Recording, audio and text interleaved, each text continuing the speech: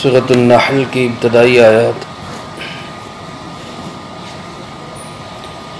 الحمدللہ وکفا وسلام علی عبادہ الذین اصطفیٰ،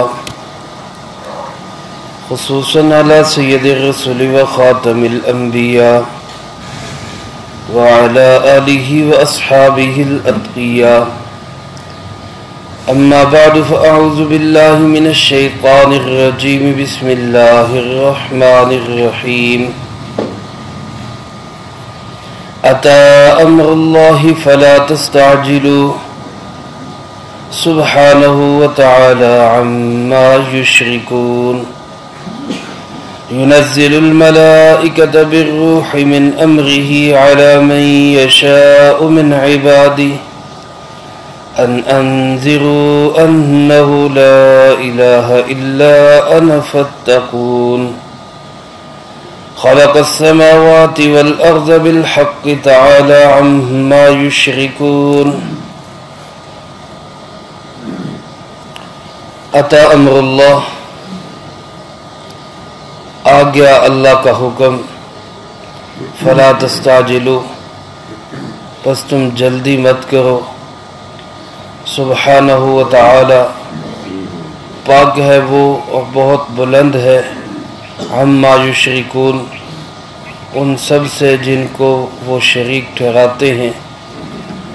ينزل الملائکۃ بالروح، وہی اتارتا ہے فرشتوں کو وحی کے ساتھ، من امرہ، اپنے حکم کی، علی من یشاء من عبادہ، اپنے بندوں میں سے جس پہ چاہتا ہے، ان انذروا، یہ کہ تم ڈراؤ، انہ لا الہ الا انا، اس بات سے کہ کوئی معبود نہیں سوائے میرے، فاتقون، پس مجھ سے ہی ڈرو۔ خلق السماوات والارض بالحق، پیدا کیا اسی نے آسمانوں کو اور زمین کو سچائی کے ساتھ، تعالی عما یشرکون، بلند ہے وہ ان سب چیزوں سے جن کو وہ شریک ٹھہراتے ہیں۔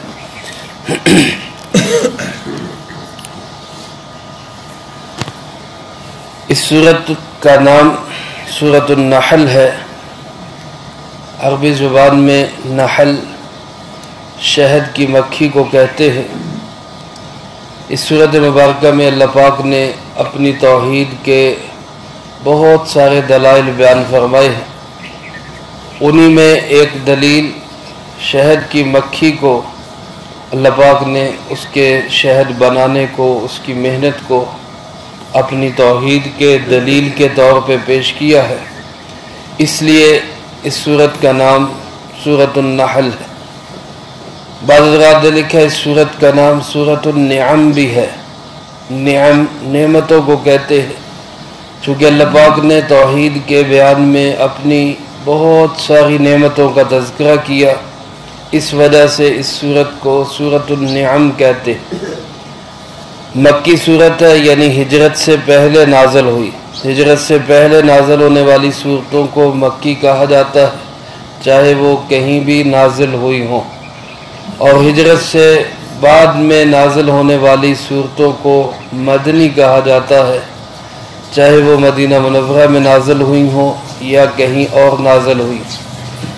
یہ ہجرت مدینہ سے پہلے نازل ہوئی، البتہ اس کا زمانہ جو ہے وہ بالکل مکی دور کا آخری حصہ ہے۔ نازل ہونے کے اعتبار سے اس کا 70واں نمبر ہے۔ سورۃ الکہف کے بعد یہ سورت نازل ہوئی۔ ترتیب کے اعتبار سے یہ 16ویں سورت کا درس ہم شروع کر رہے ہیں، اللہ پاک اس کو قبول فرمائے۔ اس کی 128 آیات ہیں اور 16 رکوع پر مشتمل یہ سورت ہے، جس میں اللہ پاک نے زیادہ تر اپنی توحید کو بیان کیا، اس کے ساتھ عقیدہ آخرت کا بیان ہے، جناب محمد کریم صلی اللہ علیہ وسلم کی رسالت و ختم نبوت کا تذکرہ ہے، قرآن پاک کی حقانیت کا ذکر ہے۔ یہ 4 مضامین تو مکی صورتوں کے مرکزی موضوع اور مضامین۔ اس کے علاوہ اس صورت مبارکہ کے اندر حلال و حرام کے مسئلے کو بھی بیان فرمایا گیا۔ کوئی چیز اگر حلال ہے تو کوئی اس کو حرام نہیں کر سکتا، کوئی حرام ہے تو کسی کو اختیار نہیں کہ اس کو حلال کرے۔ اسی طرح خاص طور پہ اس صورت مبارکہ میں اسلام کا ایک منشور بیان کیا گیا۔ بقول امام انقلاب مولانا عبید اللہ سندھی رحمۃ اللہ علیہ، وہ فرماتے ہیں کہ اس صورت مبارکہ کی ایک آیت میں اللہ پاک نے اسلام کا ایسا جامع پروگرام دیا ہے کہ جس پہ امت مسلمہ نہ صرف یہ کہ فخر کر سکتی ہے بلکہ پوری دنیا کی تمام قوموں کے سامنے اس کو بطور فخر پیش کر سکتی ہے۔ اور وہ جامع پروگرام وہی جامع پروگرام ہے جس کو حضرت عمر بن عبدالعزیز رحمۃ اللہ علیہ نے جمعے کے خطبے کا حصہ بنایا، اور ان کے بعد سے لے کر آج تک تقریباً ہر خطیب کے جمعے کے خطبے کا حصہ وہ آیت مبارکہ رہی۔ ان اللہ یأمر بالعدل والاحسان وایتاء ذی القربى وینہی عن الفحشاء والمنکر والبغی یعظکم لعلکم تذکرون۔ یہ آیت مبارکہ بھی اسی صورت مبارکہ کا حصہ ہے، اور اس میں اسلام کا جامع ترین پروگرام، جیسے بہت ساری قوموں کے پارٹیوں کے اپنے اپنے منشور ہوتے ہیں، تو اسلام کا منشور جو ہے وہ اللہ پاک نے اس آیت مبارکہ میں بیان فرمایا۔ یہ سارے مضامین انشاءاللہ العزیز آئیں گے۔ اللہ پاک ہم سب کو دل جمی کے ساتھ سننے کی، اپنانے کی اور دوسروں تک پہنچانے کی توفیق عطا فرمائے۔ اس صورت مبارکہ کا آغاز بھی انوکھا ہے، منفرد آغاز ہے۔ عمومی طور پہ صورتوں کا آغاز ہوتا ہے تو بطور تمہید کسی کے شروع میں حروف مقطعات ہوتے ہیں، الف لام میم وغیرہ، یا کسی کے شروع میں حامیم وغیرہ ہوتا ہے، یا ایھا الذین آمنوا، اس انداز سے سورت کو شروع کیا جاتا ہے۔ لیکن اس سورت مبارکہ کو اللہ پاک نے بغیر تمہید کے ڈائریکٹ ایک انتہائی دھمکی آمیز لہجے سے شروع کیا ہے۔ اتی امر اللہ، آ گیا اللہ کا حکم۔ چونکہ علماء فرماتے ہیں جناب محمد کریم صلی اللہ علیہ وسلم جب کافروں کو تبلیغ کرتے اور اس میں یہ پیغام بھی سناتے کہ بھائی اگر اللہ کی بات نہیں مانو گے، مخالفت پہ اڑے رہو گے تو عذاب الہی سے بچ نہیں سکو گے، تو کافر اس سے ڈرنے کی بجائے ڈھٹائی اور ضد کے ساتھ اور جسارت اور جرت کے ساتھ اللہ کے مقابلے میں یوں کہتے کہ جو عذاب لینا لیا، جو عذاب لانا لیا، ہم نہیں ڈرتے۔ اسقط علینا کسفا من السماء، جو آسمان کا ٹکڑا ہم پہ گرانا ہے گرا دے۔ اللہم ان کان ھذا ھو الحق من عندک فامطر علینا حجارۃ من السماء، اے اللہ اگر یہ قرآن سچا ہے تیری طرف سے ہے، ہم نہیں مانتے، جو پتھروں کی بارش برسانی ہے برسا دے۔ یہ کافروں کی ڈٹائی تھی۔ تو اللہ پاک نے اس کے جواب میں ڈائریکٹ فرمایا اتی امر اللہ، آ گیا اللہ کا حکم، آ گیا اللہ کا حکم۔ علماء اکثر مفسرین فرماتے ہیں یہاں امر اللہ سے مراد عذاب الہی ہے، آ گیا اللہ کا حکم ہے عذاب، جس کا انتظار کر رہے تھے، جس کو طلب کر رہے تھے، وہ امر عذاب آ گیا۔ یہاں لفظ صیغہ جو ہے وہ ماضی کا استعمال ہوا، اتا، آ گیا، حالانکہ آیا نہیں ہے، آنا ہے۔ دنیا کے اندر ہو تو بدر کا معرکہ ہے، وہ ابھی ہونا ہے، اور اگر آخرت کے اندر ہو تو قیامت تو ابھی آنی ہے۔ لیکن قرآن کریم کا یہ ایک انداز ہے کہ جس چیز کا ہونا مستقبل میں یقینی ہوتا ہے، لازمی ہوتا ہے، وہ ہونے والی ہوتی ہے، اللہ پاک اس کو ایسے ہی بیان فرماتے ہیں جیسے وہ ہو چکی ہے، یوں سمجھو بس ہو گئی ہے۔ اگر اس سے مراد دنیا کا عذاب ہو جو بدر میں آیا تھا تو وہ بھی آنا یقینی تھا، اسی لیے مکی دور میں اس کو کہہ دیا کہ بس آ گیا اللہ کا عذاب، اتی امر اللہ۔ اور اگر اس سے مراد قیامت ہے تو قیامت بھی چونکہ آنے والی اور اتنی یقینی ہے کہ گویا یوں سمجھو کہ آ گئی۔ اس لیے فرمایا اتا امر اللہ فلا تستعجلوا، جلدی مت کرو، بس اب آیا کہ آیا۔ سبحانہ و تعالی عما یشرکون، فرمایا وہ اللہ پاک ہے، بہت بلند ہے ان ساری چیزوں سے جن کو یہ شریک ٹھہراتے ہیں۔ جو پتھر کی مورتیاں، مجسمے اور ان کے اپنے بنائے ہوئے گمان اور گمنڈ اور اپنی ذہن کی اختراعات اور خیالی خدا جن کو یہ اللہ کا ساجی اور شریک بناتے ہیں، اللہ ان سے بہت اونچا ہے، بہت اونچا ہے، ان کی حیثیت ہی کوئی نہیں اللہ کے مقابلے۔ اس لیے فرمایا اس اللہ کے ساتھ کسی کو شریک نہ ٹھہراؤ۔ امر الہی، عذاب الہی کا امر وہ آ چکا، اگر بچنا ہے تو توحید کے قائل ہو جاؤ، شرک کو چھوڑ دو اگر اس سے بچنا چاہتے ہو، کیونکہ وہی اللہ ہے۔ ينزل الملائکۃ بالروح من امری، وہ نازل کرتا ہے فرشتوں کو روح کے ساتھ۔ قرآن کریم میں روح کا لفظ کئی چیزوں کے لیے استعمال ہوا ہے۔ جبرائیل امین علیہ السلام کو بھی روح کہا گیا ہے، خود قرآن کریم کو بھی روح کہا گیا ہے، اور انسان کے جسم میں جو روح ہے اس کو بھی روح کہا گیا۔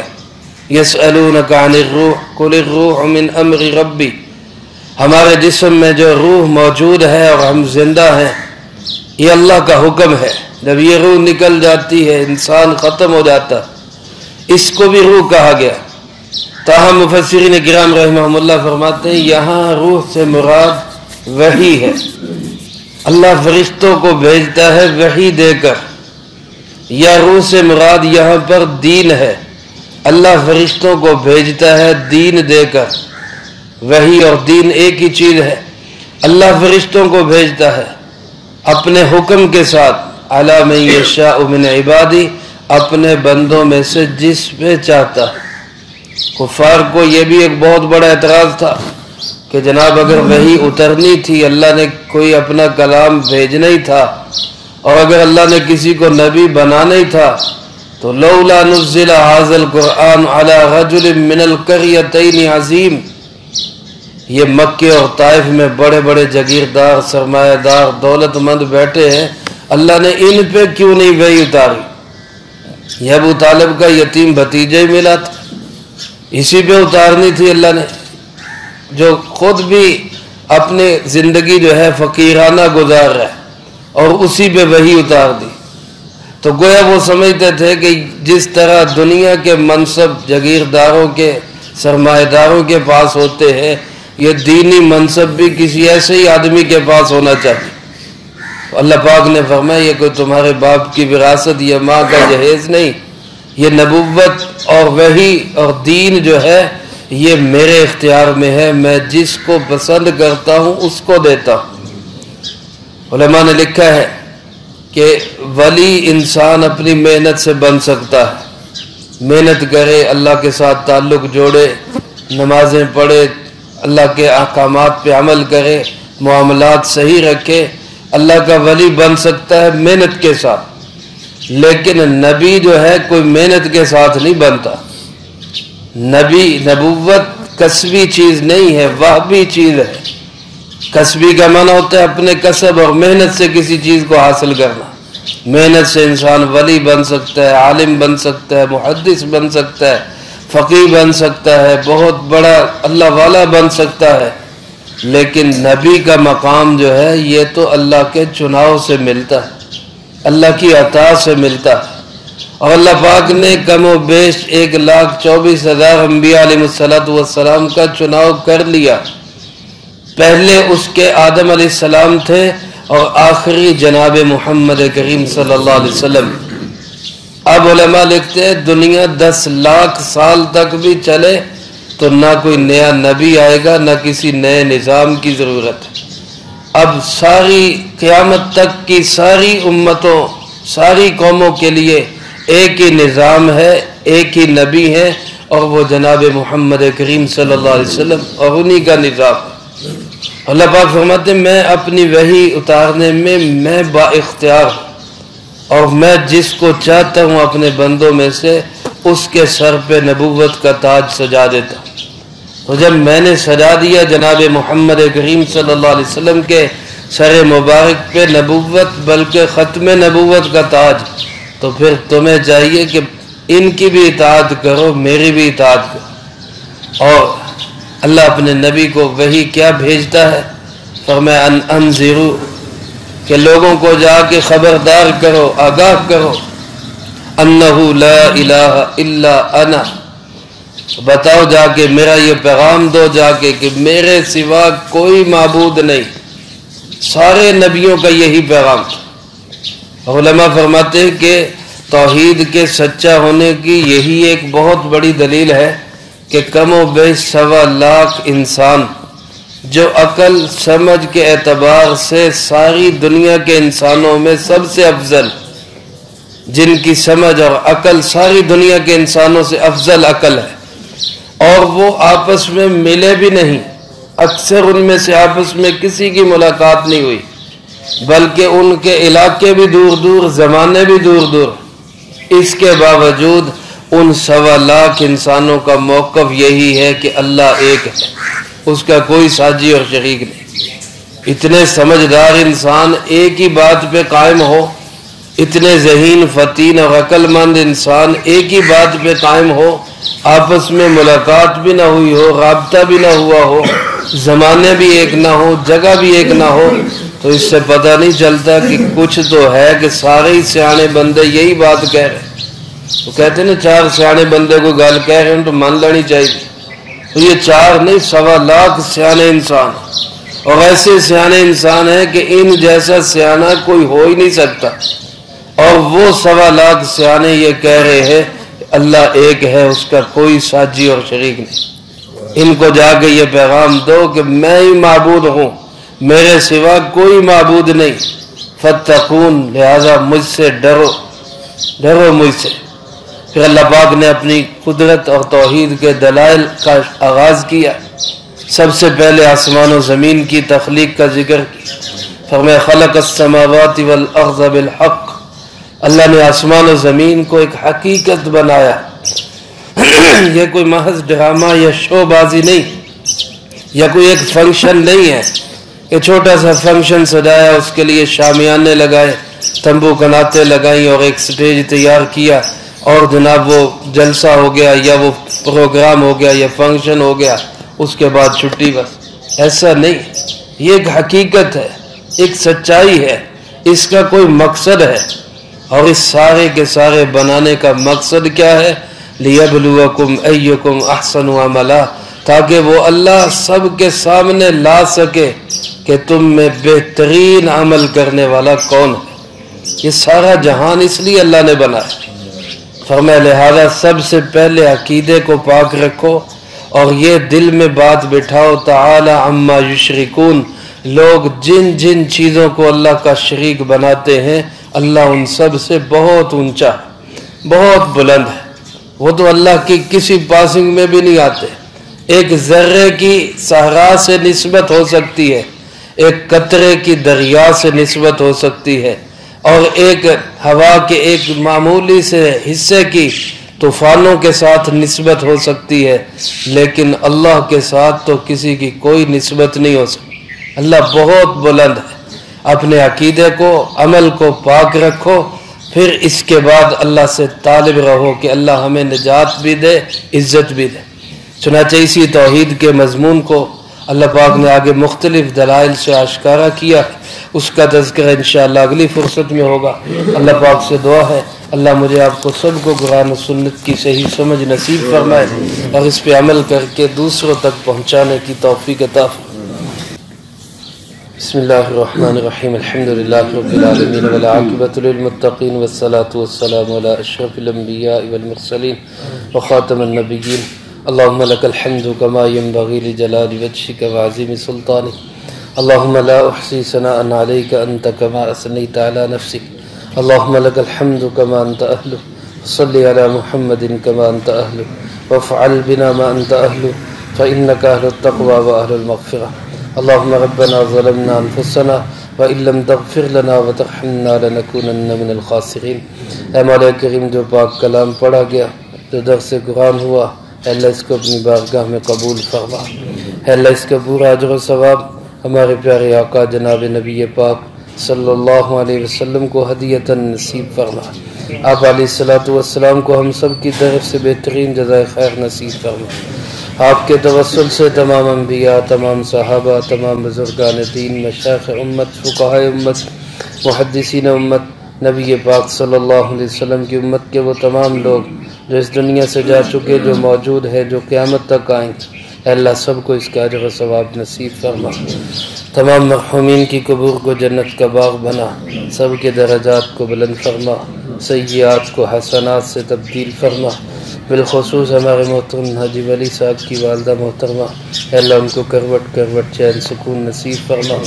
اے اللہ اگلی تمام منزلیں ان کے لیے آسان فرما، قبر کو جنت کا باغ بنا، جنت کی خوشبوؤں سے معطر فرما، جنت کی روشنیوں سے منور فرما۔ اے ارحم الراحمین، یا اللہ پسماندگان کو، بچوں کو، بچیوں کو صبر جمیل نصیب فرما۔ اے اللہ ہم میں سے ہر ایک کو اپنے اپنے وقت پہ اچھی موت نصیب فرما، بری موت اور اس کے اسباب سے بھی اللہ ہماری حفاظت فرما۔ عزت کی زندگی، شہادت کی موت نصیب فرما، اسلام والی زندگی، ایمان والی موت نصیب فرما۔ ربنا تقبل منا انك انت السميع العليم وتب علينا انك انت التواب الرحيم۔ صلی اللہ علی النبی الکریم وعلى آلہ واصحابہ اجمعین برحمتک یا